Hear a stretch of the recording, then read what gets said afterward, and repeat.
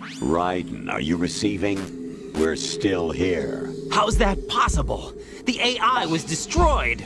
Only GW. Who are you? To begin with, we're not what you'd call human. Over the past 200 years, a kind of consciousness formed layer by layer in the crucible of the White House. It's not unlike the way life started in the oceans 4 billion years ago.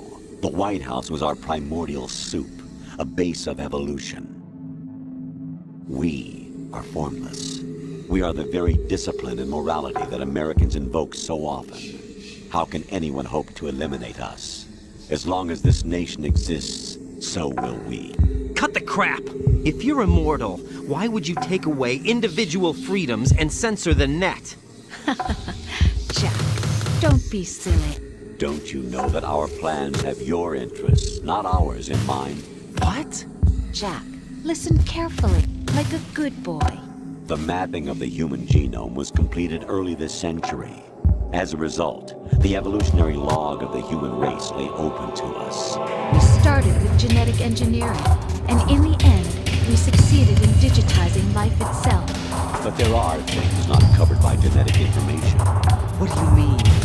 Human memories, ideas, culture, history. Genes don't contain any record of human history. Is it something that should not be passed on? Should that information be left at the mercy of nature?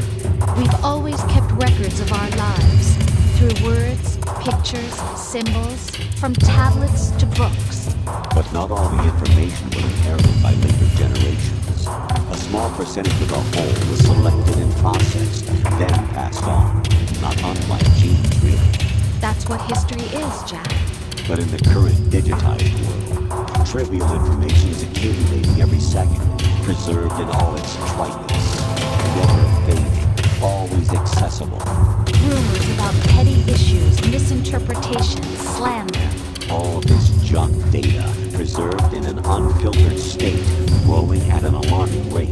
It will only slow down social progress, reduce the rate of evolution. Right. You seem to think that our plan is one of censorship. Are you telling me it's not? You're being silly.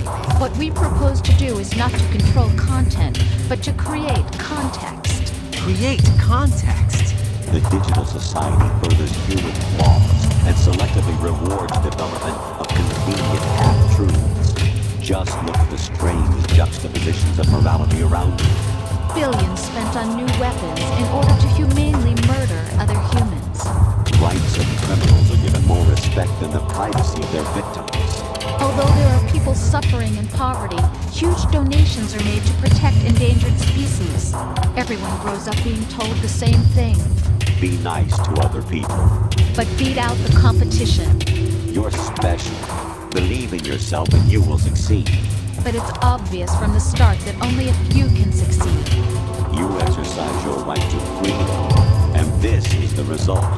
All ready to avoid conflict and protect each other from hurt. The untested truths, spun by different interests, continue to churn and accumulate in the sandbox of political correctness and value systems. Everyone withdraws into their own small gated community, afraid of a larger forum. They stay inside their little ponds, leaking whatever truth suits them into the growing cesspool of society at large. The different cardinal truths neither clash nor mesh. No one is invalidated, but nobody is right. Not even natural selection can take place here. The world is being engulfed in truth. And this is the way the world ends. Not with a bang, but a whimper. We're trying to stop that from happening. It's our responsibility as rulers. Just as in genetics, unnecessary information and memory must be filtered out to stimulate the evolution of the species. And you think you're qualified to decide what's necessary and not? Absolutely. Who else could wade through the sea of garbage you people produce, retrieve valuable truths, and even interpret their meaning for later generations? That's what it means to create context. I'll decide for myself what to believe and what to pass on. But is that even your own idea? Or something Snake told you. That's the proof of your incompetence right there. You lack the qualifications to exercise free will. That's not true. I have the right. Does something like a self exist inside of you? That which you call self serves as nothing more than a mask to cover your own being.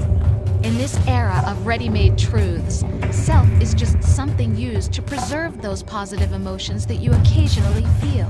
Another possibility is that self is a concept you conveniently borrowed under the logic that would endow you with some sense of strength. That's crap! Is it? Would you prefer that someone else tell you?